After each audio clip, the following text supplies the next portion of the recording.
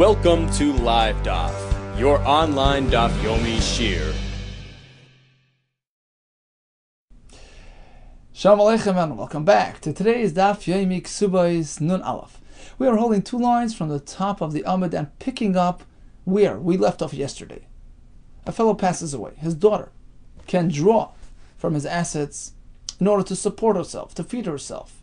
In fact, it's a Tanai Ksuba. It is stipulated inside the Ksuba document. Upon his passing, daughters will continue to receive support from his estate. Question. Suppose there is no karka. We have no real estate to draw from. We only have metaltalin items. Typically, a claim which is rooted in a shtar manifests itself on karka. Just the way it is. You would think the same applies here. And in fact, originally, that's the way it was. However, there are some opinions that hold that it was changed. It was changed along the way with a new takana, that the banais, daughters, can draw even from metaltalin to support themselves. It so happens to be that Taisa Springs, that nowadays we do that. We supply them with metaltalin as well, and he says that's the takanas ha'go'inim. It was established by the go'inim that in fact, we don't differentiate. If he left something behind, be it real estate or anything else, his kids will draw from that, will tap into that for their sustenance and support. So that's nowadays. But in the time of the Gemara, there was a big machlekes, a big shaila, whether they are entitled to tap into metaltalin as well. Says the Gemara, there was a story. Hahu yasayim v'yasayim. A brother and sister, orphans. They also come in the Rava, they came to Rava, and they had an apotropos, Rashi says, a caretaker who would administer the property. And the question was, they didn't really have karka. There were monies, there were other things, but no karka. What happens to the girl? Amulu Rava tells them, Hello Yasem, Bishvil Yasem, provide some extra funds to the Yasem so that he could pass it on to his sister, the Yasem, for support. Amrli Rabban asked Rava why.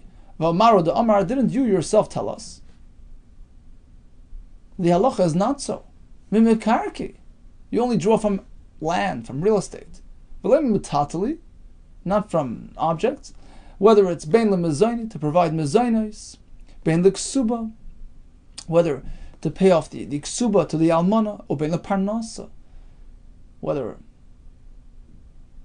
for providing the wedding needs, dafka from karka. So why are you telling him to support her using the metaltalin? Amar lahu, so Rabba responded, that's typical, but here it's an exception. Ilu ratza shivcha l'shamshay. Suppose this young boy needed a maidservant to serve him.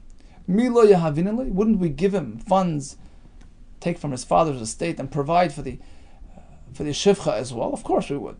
Kloshkin hacha, certainly in this case where it's a sister, dikatati, we have two things in favor. Number one, she's going to take care of the home, she'll run the household, no worse than his shivcha. Number two, it's his own sister, of course, he's more than happy to provide for her. So in this case, being that there's a specific need, and it's to the Yasaim's benefit to carry this out, we allow it. Tana Rabbanan. Back to the ikar, the source machlikas. Echad nechosim sheyesh la nachrayis. Whether we are speaking about karka, it's called yesh la nachrayis. There's guarantees attached to it. You have a lien on karka. You're guaranteed to retrieve your debt. So whether we're speaking about actual karka, or it's mobile things like cars, etc., which have no achrayis, there's no guarantee you'll ever see them again. The borrower could just run away with these things. That's why they're called ein lahen achrayis. There's no guarantee to recoup your loan from these items. So these are just terms used to describe karka and metaltalin. So whether it's this or that, moitziin lamason isha ulabanis. Divrei Rabbi. According to Rabbi, we don't differentiate. If there's something left behind, Whether the fellow left behind karka or metaltalin, use it to supply the wife and kids with their needs. Rabbi Shimon ben Elazar Omer, no, nechasam sheyesh lanachrais.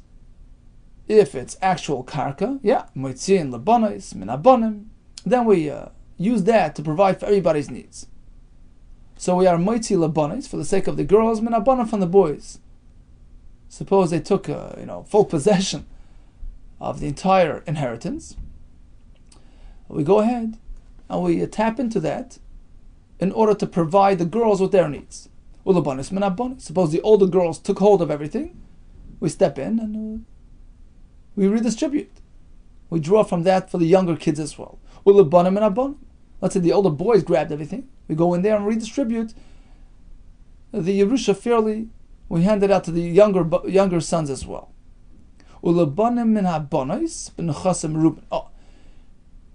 If there are enough nechasim to provide for everybody until they become an adult, that's called nechasim ruben. We have plentiful nechasim. Then we take from the banos and give to the banim as well. Avaloi lebanim and abanos b'nechasim moatim. We have very little nechasim, not enough to go around. In that case, the girls have priority. They tap into the nechasim for their support, and the banim, well, they have to go collect for themselves. This is nechasim sheyesh lahen achrais. Then the girls could tap into these nechasim for their needs. But nechasim she'ein lahen achrais, if we are speaking about metaltalin, then they have no such right. Moitzin lebanim and abanim. Suppose the older boys grabbed everything, we redistribute. We take from the banim to the other banim. Ulebanis min abanis. Suppose the older girls grabbed everything, then we take it out and we give some to the younger girls. Ulebanim min abanis. Let's say the girls grabbed everything, we take it out and we give it to the banim, because the girls are not deserving of anything at this point.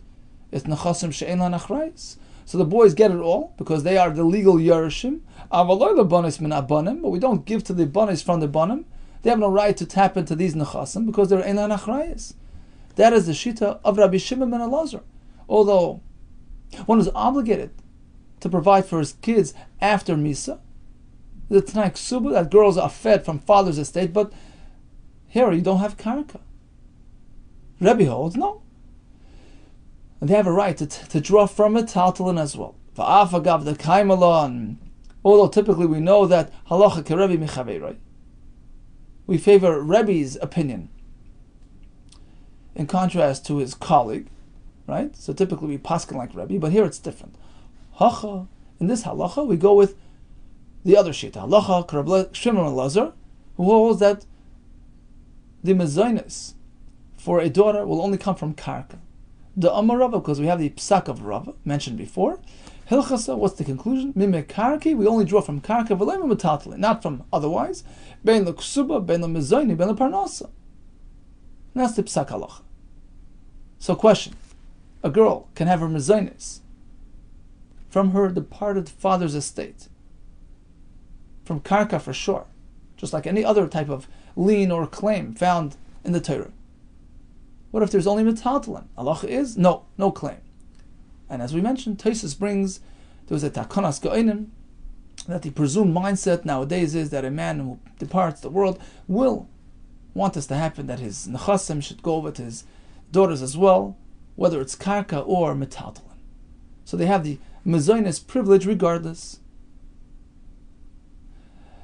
So we know that in a ksuba we have several standard clauses. We have the amount, right? The 200 for the basula, the 100 for the almana. We have the fact that he's totally committing all his assets to back up this, this obligation. If he sells, some field or whatever, she can come and retake that from the buyer. She's the first claimant. He also speaks about the fact that he promises to redeem her if such a need arises, to redeem her and take her back home. What if he neglects to write these things in a ksuba?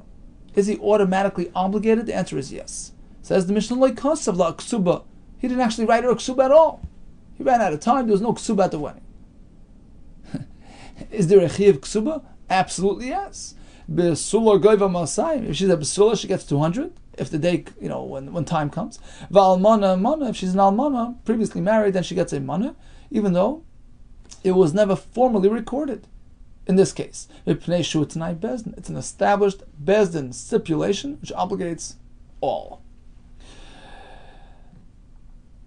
What if he tried to shirk his obligation somewhat? Kosavla sada shave mana. He says, look, here I go and I write, I'm committing this in this field for your ksuba payment, but it's only worth 100. Tachas masayim zuz. This was meant to provide a guarantee for the full ksuba amount of 200. So basically, he cut away 100. He only obligated himself on 100. What else did this fellow do? Or he didn't actually write at all that any of my nechasim. He didn't add this point that all my nechasim are meant to serve as a guarantee, to guarantee the ksuba payments. There are two ways to learn the Mishnah, whether it's in addition to the previous stipulation, or as v'loy kasav means, or either he committed a low value field, or he didn't write at all. Achrayis. In either case, it's irrelevant. Chayav, the standard obligations kick in. Why? Shutnai bezdin. It's a standard formula which obligates all people. Or, like Kasavla, he didn't write in the ksuba, im tish boy, if heaven forbid you become captured. Efra kinach, I will redeem you, into and retake you as a wife. He didn't write that in the ksuba. He didn't promise her this promise. Now this is by a Yisrael's wife. He must take her back. She's mutter to him, even though perhaps she interacted with the captor. It doesn't matter. It was against her will, in which case it does not make her usher on him. He has to retake her as normal. As opposed to by a Eishes Kohen, over there the halachas are different. Once she gets involved in a captivity situation, there's a chashash of interaction, and even if there was a deviation be'oines against her will, she becomes usher on the Kohen, who has higher standards. So in this case, his commitment to her is a bit different than by the Yisrael. He has to redeem her and bring her back, but bring her back to her parents' home. By an Eishes Kohen, if he didn't write the following words, I'll redeem you and take you back home to your province, chayiv. He's still chayiv, shoot tnai bezdin, because again, it's a standard tnai of bezdin. Continues the Mishnah. Nishpis, suppose one's wife is taken prisoner. Chayiv l'vtoisa. He must redeem her using all means. V'im amar ayir gita, uksibasa. Suppose he says, look, I'm giving her a get, I'm divorcing her right now, in captivity. What a husband. Uksibasa, and I'm giving her the ksuba payment, v'tiftes atzma. Okay, I take care of my obligations, here's a get, here's a ksuba, take the money, and use that for ransom. In a Rashai, he's not allowed to do that. And Rashi says, you know why? As soon as she became a shvuya, at that point, his chiyuv was activated. He can't just turn around and ignore her plight. But, loksa, suppose she falls ill, chayiv l'rapoisa. On the one hand, he has to pay for her medical needs. Rashi says it's included in mezainis, whatever she needs to live. In this case, if he says, Amar hare gita uksuvasa, here's the get, I'm divorcing her right now, and here's the ksuba payment, have a nice day. Terapes atzm, let her use that money for medical bills. In this case, Rashai, he can do that. The question is, what's the difference? By a shvuya, he can't do that. By refuah, he could. So the Ra'ah says very simple. She was taken into captivity. At that moment, husband has to step in and redeem her at all costs. That's part of his obligation, right? We learned the other day, he gets the ksuba in exchange for committing to redeem her. So at that point, he's chayiv to pay whatever it is. He can't cut away. I'm giving her a get and I'm pata. No, you're already chayiv. But by refuah, it's not a one-time expenditure. It's a day-by-day expenditure. So you can say, look, I'm paying today's bills. For tomorrow, she's no longer my wife. It's after Gershon. That's a legal loophole, and that he can do. Not exactly advisable or nice, but legally he can do that. Okay, so the Mishnah begins with the halacha, that there's a standard ksuba payment, 200 for the basula, etc., and you can't really arrange any discounts. Mani Rabbi Meir. It would appear that our Mishnah is in line with Rabbi Meir, who says The ksuba obligations are absolute. No discounts. The Amar, kol apoiches lebesula mimosai. Ulalmona mimona. Harezu bilas znus. If one attempts to deduct from the 200 deserving by the psula and the 100 deserving to the almana, tries to cut away from that, his marriage is lacking somewhat, lacking in commitment and obligation, in seriousness and formality. It's like committing znus. And that's consistent with our Mishnah. You can't cut away from the standard amount. So the Mishnah is Rabbi Meir. Rabbi Yehuda, because according to Rabbi Yehuda, you can do that. Ha'amar Rabbi Yehuda tells us you can arrange a discount. Ratza, if he wants to. Koisev lebesula shtasha masayim. So he writes a ksuba with the 200 number. And she'll respond by writing him a receipt. I accept that I received 100. Sort of a mechila, she's forgiving the 100. That's one option. Uli almana mana, if she's an almana, he can write her a legal document. I commit to 100. And she responds by issuing a personal receipt for half the amount. I already received 50 zuz. She's basically being meichel half the amount. Our Mishnah apparently will not work with Rabbi Yehuda. According to our Mishnah, you can't take discounts from the standard obligation. Okay, so it's Rabbi Meir. Fine. Ema Seifa. What does the Mishnah continue? Mishnah says, Kosav la soda shava man tachas masayim zuz. Suppose he commits a low value field, which is only worth 100, to back up the 200 zuz. V'loy kosav la kol nechasam de isli. Or he fails to commit all his property and his assets to be used as backup for the ksuba. He doesn't have the achrayas inside the shtar. Chayav, it doesn't mitigate his obligation. He's still chayav, just like anybody else. Shut nai bezin. It's a standard accepted stipulation which you cannot get out of. So that's the next halacha in the Mishnah. Who's speaking here? This concept that you can obligate him in achrayus nechosim, despite the fact that he did not stipulate that in the ksab. Who's speaking here? That's not Rabbi Meir. So on Rabbi Yehuda, now we're following Rabbi Yehuda's shita, the Amar achrayus. If you take a look at a document, let's say a loan document, a standard shtar chayv, and you find no achrayus, you don't find the loiva committing to the malva, earmarking all his assets as collateral. You don't have the achrayus. How do we treat the shtar? Achrayus? To'os seferu. The sefer, the scribe must have neglected, must have overlooked that. Nobody lends money without achrayus. Achrayus is a standard clause in a shtar. If it's missing, treat it as if it's there. That's Rabbi Yehuda's opinion. And that works perfectly with our Mishnah. A husband who failed to write achrayus, we treat it as though it is there. And he's accepting upon himself achrayus. That's Rabbi Yehuda speaking. Because according to Rabbi Meir, if it's not there, it's not there. Ha'amar, he tells us, achrayus lavtos seferhu. If the achrayus element is missing from a shtar, don't attribute it to the sefer's forgetfulness. It's not there, it's not there. It's inapplicable.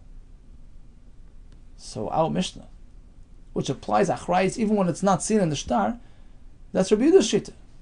So pretty much it's a stira within the Mishnah. First part of the Mishnah spoke about the chiv of 200 being standardized, unavailable for discounts. That's Rabbi Meir speaking. Because according to Rabbi Yehuda, you can issue a receipt and sort of get a discount. The next part of the Mishnah is Rabbi Yehuda speaking. There's no achrayus in the shtar. We treat it as though there is achrayus in the shtar. It's Rabbi Yehuda. Where do we find this discussion regarding achrayus, to'os sefer or lav to'os sefer? This is not. We have a Mishnah in Elu Metzias. A fellow walking down the street, he finds loan documents, and the borrower admits. He says, "Look, this it's a legal document. Give it back to the lender." Should the finder follow the borrower's instructions and give it back to the lender? Im yesh ben achrayus nechasim. If we have the achrayus clause included in the shtar, which pretty much allows the lender to collect from fields which the borrower may have sold after the date of the loan. Right? And that's called a shibud nechasim. You can go collect properties purchased after the time of the loan. So if this shtar contains that element of achrayis, which empowers the malva to collect on it, the borrower should not return the shtar to the malva. You know, I should bezin the freiman, because bezin will allow him to collect fields which were purchased post-loan. So what's wrong with that? It's his legal right. The answer is, Rashi says, we're concerned that perhaps the loiva and the malva, the borrower and the lender, schemed with each other. Really, the whole thing's a farce. It was all paid up. He schemed with the malva. Look, I'm going to have this thing returned back to you. You collect a field from one of my, this is the loiva speaking, from one of my buyers. And once you get it, we'll split it. So you don't return it to the malva. We don't want to run to that situation. But ein ban achrayis nechasim. Like there is no achrayis inside the shtar, which pretty much does not allow the malva to collect unavailable fields. In that case, there's no concern. Yachshar, so the finder can return it to him. She ain't bezdin the front man, because bezdin will not allow him to collect on the shtar. There's no concern of knunya, of scheming and defrauding any buyers. Who's speaking? Divrei Rabbi Meir. This is Rabbi Meir speaking. So it's clear that according to Rabbi Meir, when there is no achrayis in a shtar, then there's no achrayis. We do not attribute it to the forgetfulness of a sefer. And Rashi says, included in the Chachamim, you have Rabbi Yehuda, who was a bar plukte, who would typically take issue with Rabbi Meir. So you have the Chachamim, including Rabbi Yehuda, who disagree. They hold, just because the word achrayis was not actually inserted into the shtar, it's standard procedure and it's activated automatically. Whether you see the word achrayis in the shtar or whether you don't see it, do not return the shtar to the lender, because either way, bezdin will empower the lender to use the shtar to collect unavailable fields. Bottom line is, Rabbi Meir holds, you don't see achrayis in a shtar, then the achrayis clause remains unactivated. And that's unlike our Mishnah. So now we have a kash. Reisha, the first part of the Mishnah. That 200 zuz for the ksuba is non-negotiable. Who's speaking? That's Rabbi Meir. Right? It tells us there's no receipt writing business. It's standard. That's Rabbi Meir. The Seifa. Whereas the second part of the Mishnah, that achrayis is an automatically activated clause, that's not Rabbi Meir. That's Rabbi Yehuda. So who's the author of the Mishnah? Oh, here comes a suggestion. Perhaps the entire Mishnah is indeed Rabbi Meir. First halacha, 200 zuzes, non-negotiable, that's perfectly fine with Rabbi Meir. The second halacha, that there is no achrayis in the shtar ksuba, it's still considered part of the deal. That's also Rabbi Meir. Why? Vishani Rabbi Meir, perhaps Rabbi Meir would draw a line between two different things. Being ksuba, l'shtari. Although typically, if a shtar has the word achrayis omitted, then it remains inactivated. But perhaps a ksuba, which is something looked after by bezdin, it's something of a more a communal type of arrangement. Right? We had the Lush in the Mishnah, Tznai bezdin, right? So perhaps it's going to follow standard guidelines. So even though you don't have the achrayis written in the shtar, it is tantamount to have been written. So maybe that's a good solution. Typically, if there's no achrayis in a shtar, he's not empowered to collect from nechasim mishubadim, fields that was sold, and now in the hands of others. But when it comes to ksuba, perhaps there it's different. We follow standard guidelines, standard procedure, which includes achrayis. Is that so? That according to Rabbi Meir, ksuba stands higher than your typical shtar? Vatanya, we have a brisa which indicates otherwise. According to Rabbi Meir, we treat a ksuba like any other shtar. Chamisha goyvim min ha-mechurarin. There are 5 cases where a fellow can collect only if the assets which he's pursuing are available and were not yet sold to buyers. So typically a malve, lender, can actually expropriate karka. He can actually take out karka from a buyer, but not in these 5 cases, for various reasons discussed by Rashi based on the Gemara and Gittin. We have different reasons for each thing. In these 5 cases, you can only access mechurorin. Mechurorin means like a eved meshuchra, free, available stuff. Peros, b'shvach peros. So what happened was, Reuven stole a field from Shimon, and he sold it off to Levi. And Levi took it, and toiled, and worked, and improved on it. And then the victim of this robbery, Shimon, goes ahead and takes back his field, but it's been improved by Levi, the buyer. So Levi will go back to the Gazlan, to Reuven. First, he'll demand, basic payment for the, the price that he paid for the field. But then, what about the extra work and the extra improvement that he added? That's called peros, actual produce, or shvach peros, the additional quality that, the extra, the shvach, the tikkun, whatever he added, the extra value that he added into the field due to his work. So all that extra stuff, he can't collect from Reuven's sold properties, because these aren't really, defined and predictable amounts. So you can't really hold the buyer of Reuven's fields accountable and responsible for buying something when there was this outstanding shiva, because it's undefined and it's unpredictable. So there's a takana. You can't really go after a buyer of Reuven, only from nechasa mishachrarin, something that Reuven has available. Another example is v'makabel olav lozen as ben ishtoi bas ishtoi. A fellow undertakes to feed his wife's son, his wife's daughter. So again, for that, you can only take from available assets. The get chayv she'ein by achrayus. Oh, a fellow lends, and he has a get chayv. Get is a lashon of shtar, Rashi says. Rashi says, kol shtaros nikroin get. The term get is a generic term describing a document. So he has a loan document without achrayus, without this extra stipulation that you can go and access my properties. So in that case, he can tap into available assets, but not assets which have been tied up and in the hands of others. One more thing, Kesubos isha. Here you go. Kesubos isha she'ein b'achrayus. If a fellow issued a ksuba to his wife, omitting the achrayus aspect, she cannot go after properties that have been tied up.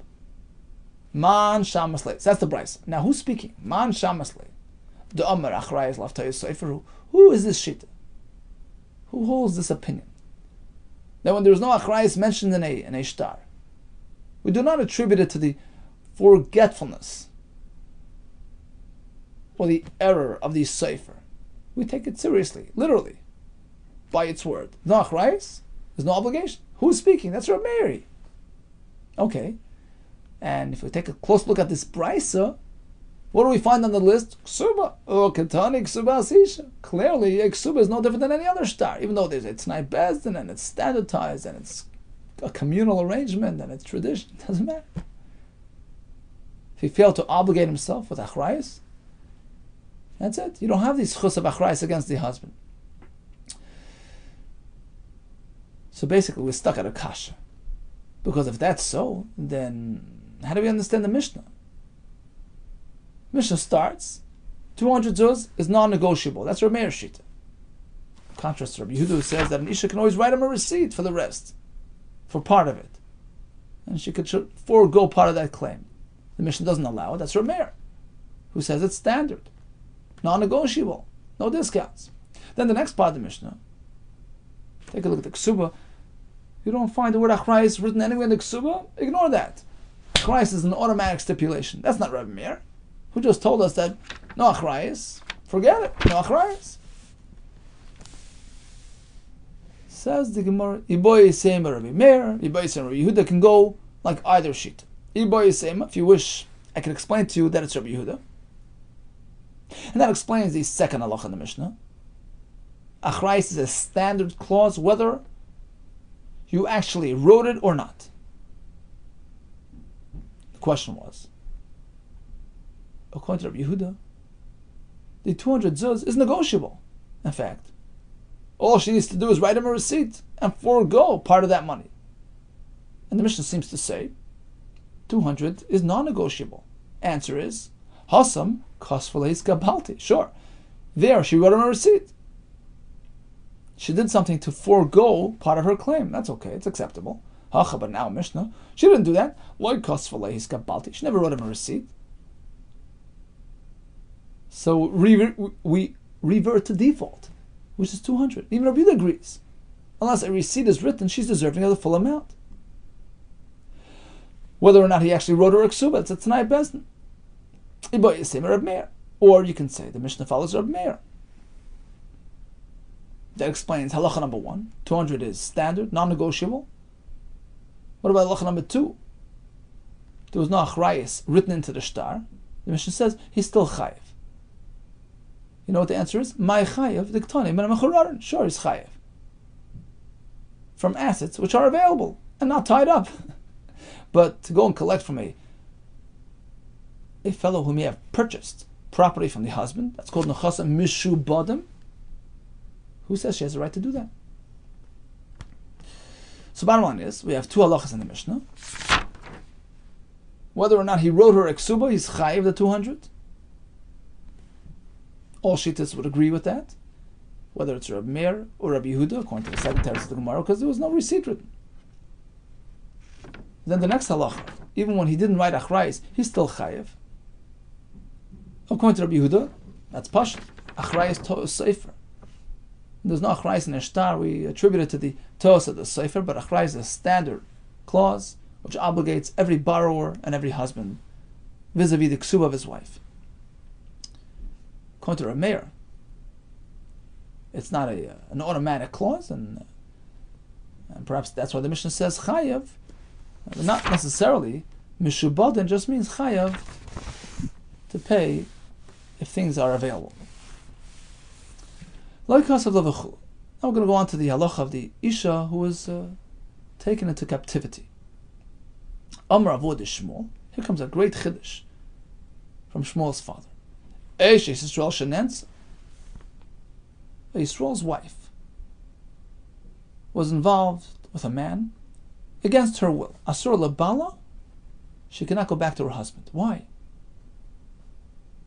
Chayshinan were concerned, and Taisus brings that the lashon chayshinan he means midaraisa. There's an issa daraisa shemat chilasa ba'oines. Perhaps the experience with this man began against her will, v'seifa baratzam, but then as the experience wore on, perhaps her emotions were swayed, and she was a willing accomplice. And it makes her asur on her husband. The big chiddush. Eisvei Rav. So Rav asked Akasha Lavod Shmuel to Shmuel's father. How can you say that she's asur? Look at our Mishnah, which says, Im tishte boy. He writes to his wife in the Ksuba, if this happens to you are becoming a shvuya, Afrikinach, I will redeem you, I will pay you ransom, into and take you back as a wife. Even though there is a strong concern about deviation and involved with this man, apparently, because it's against her will. We're not concerned about swaying of emotions, etc. Ishtik, so Avod Shmuel remained silent, nothing to respond. Kari Rav Alei, Avod Shmuel, so Rav applied to Avod Shmuel the following pasuk. He should have answered. The pasuk says, Saram Asru Milim. The leaders were short of words, V'kaf Yosimu Lepiyam, and they placed their palms against their mouths, and they were stuck for words. He really had a good answer. He could have said as follows. My Yisrael Meimer. So the Gemara asks, what could he have responded to, to Rav's kasha? Rav had a kasha from a shvuya.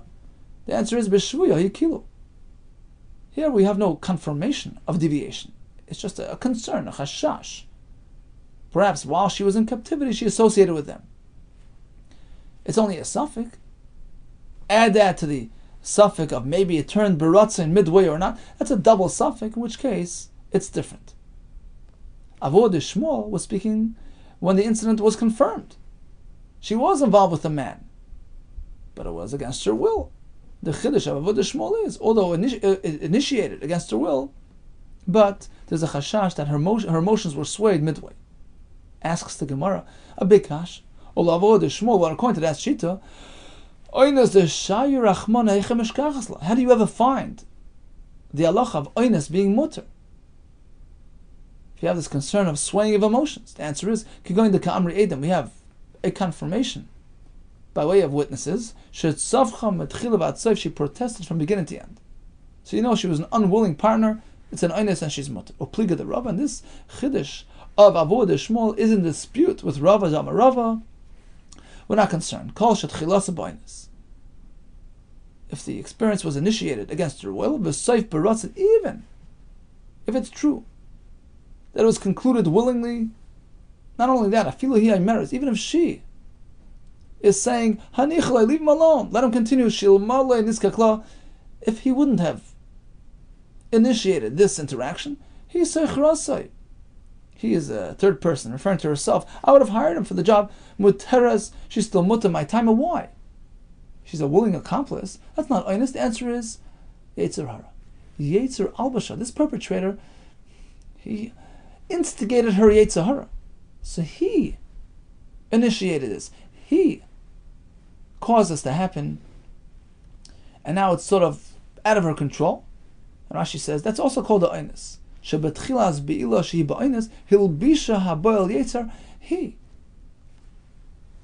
the Yetzer to the Isha, in which case he's totally at fault and she's innocent. Tanaka will say the Rava, we have a riot to Rava, then in fact she's mutter. The Pasuk says,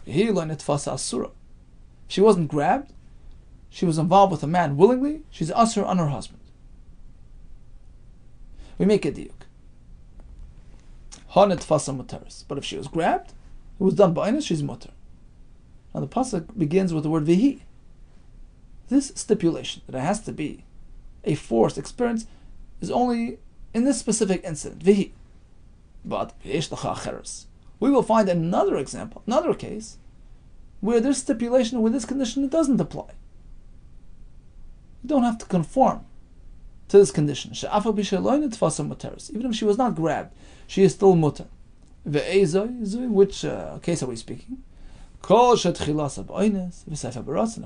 b'oines, even if it concluded b'ratzin, she's still mutter, in accordance with Rabbi's svara, because he was the one who generated her yetzer. Tanya, we have another brayso.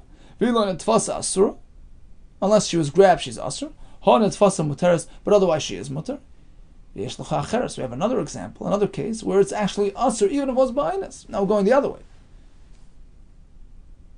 In some cases, being grabbed is a mitigating factor, but in others, she's still asur. We have another example. Even though it was forced, she's still asur. What's this case? Over there, even ba'ines, she's asur on her husband. On the topic of this pasuk, we have another drush. She was not grabbed, and she deviated, she's asur. But otherwise she's mutter. And again, we're focusing on vihi. This flip side condition only applies in this case, in standard cases. Well, we have exceptions. We have another isha.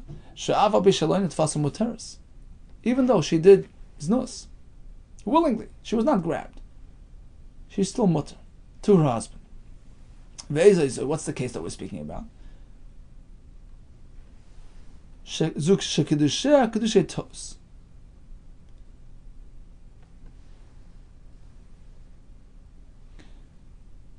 an isha was married with a tanai, there was a condition tied to the marriage, and the condition was not really realized or actualized, in which case the entire marriage breaks up retroactively.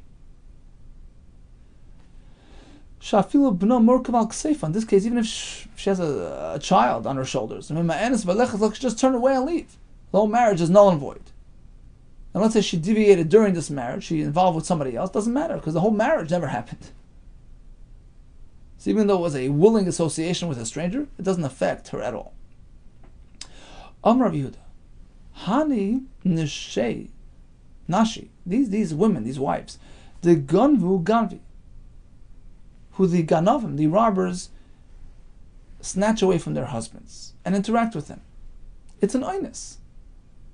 And therefore, sharian the gavrayu, these women can go back and they're mutter to their husbands. Related Rabbanan. So Rabbanan asked Rabbi Yehuda, you're contending that this is against their will, it's a forced experience. It doesn't seem like it. We see these women serving them bread. Apparently they're there willingly. The answer is machmas yira, out of fear. But it's still an inus. They're intimidated. They're petrified for their lives. So they conform. What about the fact that they passed them their arrows during wartime? Again, machmas yira is just out of fear. Vade, certainly, if shavkinu, if the robbers let them go, and they choose to accompany the robbers further, and of course, going forward, their interaction is considered a willing association, and they become asr on their husbands. Tanarabban. Shvuyei malchus. What about a king who snatches women? Hariyen keshvuyin. They're considered like a shvuya, like an isha who was taken into captivity, in which case she's mutter to go back to her husband, as we see in the Mishnah. The husband commits to take her back as before.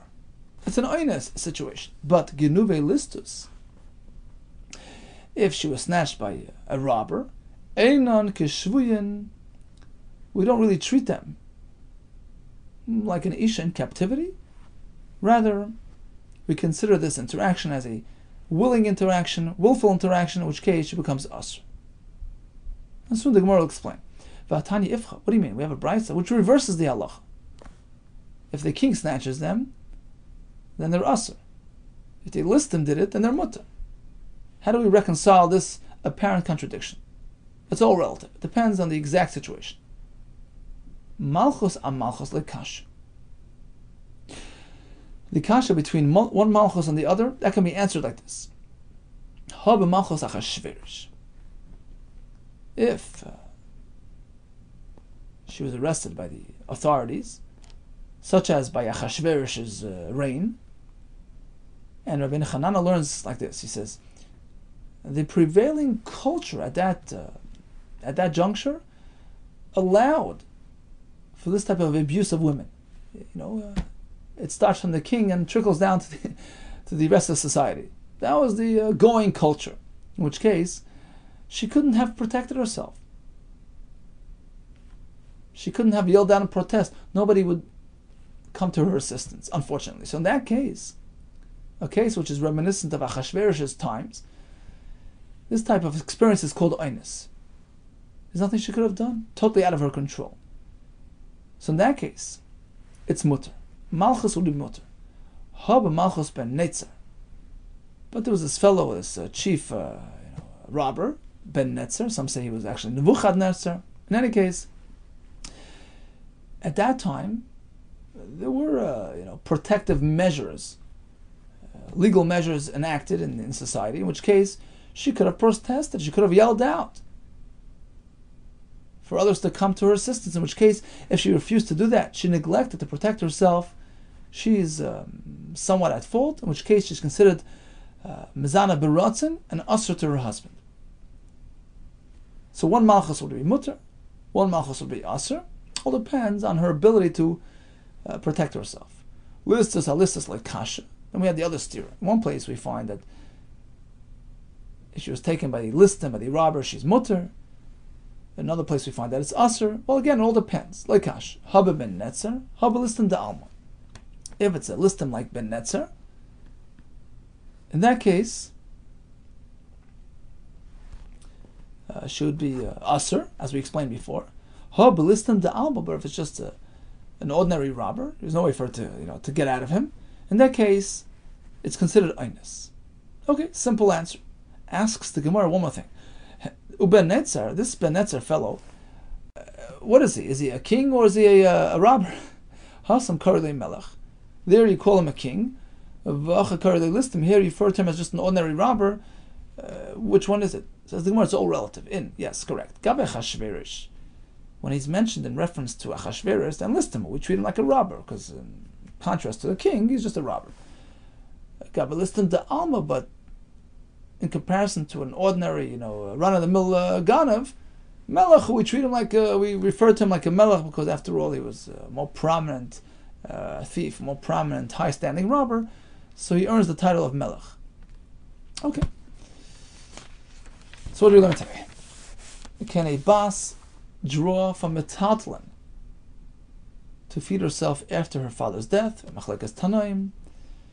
Rava lays down a psak only from karka. He actually provided metaltalin because it was to the benefit of the yasim. He compared it to a shivcha which is serving him. And we explained that we brought the Tosfos, the name of the Takana Sakainim. Nowadays, we treat metaltalin just as karka. A fellow fails to write a Kesuba, he's still obligated. He fails to write Achrayis Nechasim, he's still obligated. He fails to promise to redeem his wife, he's obligated. We have the Chiddush of Avodah Shmuel. If it's Tchilasa B'oines V'Seifa B'Ratzon, she becomes Asa. Rabbi disagrees. In fact, he has a brisa to support it. Because it's all the perpetrator's fault. He's the one that introduced the Yetzer Hara to the scene. It's considered an Oines and she can go back home. By a Kohen, an Oines is Asa. If it's Kedusha Torah, and even if it's a willing interaction, doesn't matter. The whole marriage never happened. And we discussed the different cases, Ganovim and Melachim, when it's considered Oines and when it isn't. Much hatzlacha to you and Besuros Teves.